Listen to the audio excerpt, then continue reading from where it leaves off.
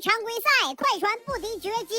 话说这约老师复出首战就开始给快船上课，那球罚的不是，那球打的叫一个波澜壮阔。而此役快船就应该早早投降，那才是上策，因为你根本赢不了，稍有起势，裁判就给你一个当头棒喝。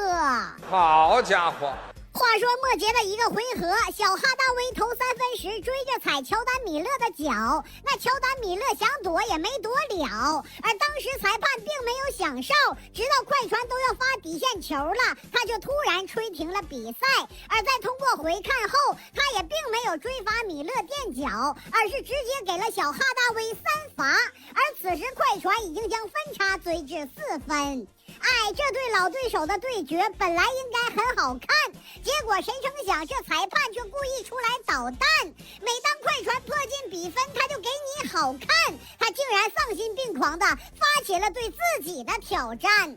说这快船刚要扬帆，裁判就把他拍回了海岸，让掘金紧张的情绪得以改善。那说实在的，我虽然不专业，但作为球迷也算是身经百战，但却从来没见过哪国的裁判可以自己叫停改判。还有王法，还有法律吗？可能有人没听懂，其实是这个逻辑。一般回看垫脚与否都是在吹了犯规之后才会回看，结果裁判这波却反其道而行之，在没有任何一方挑战的情况下，他自己申请了挑战，结果一看不算垫脚，然后直接补了个普通犯规。所以我说这一波快船贼亏，裁判简直就是坐歹为非。如果回看不算垫脚，那你就不能补普通犯规，因为一开始你就没吹。还真是。话说赛后，卢指导在谈到这个争议判罚时表示，没什么可说的，都过去了。如果我说了，上面可能会很生气，然后被罚款。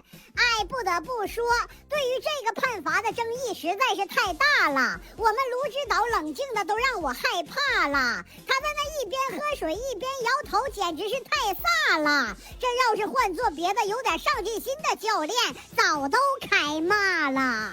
你这一点谁不行？你个软蛋呀！你这。话说这一场比赛，快船功亏一篑，因为裁判根本不给你翻盘的机会，而对面约老师的付出更是将快船的信心彻底击碎，因为他一人就能罚一队。话说此役约基奇复出，仅出战了24分钟就怒造17罚，要不是垃圾时间，裁判给快船补了6个罚球，约基奇一人的罚球比快船全队都多。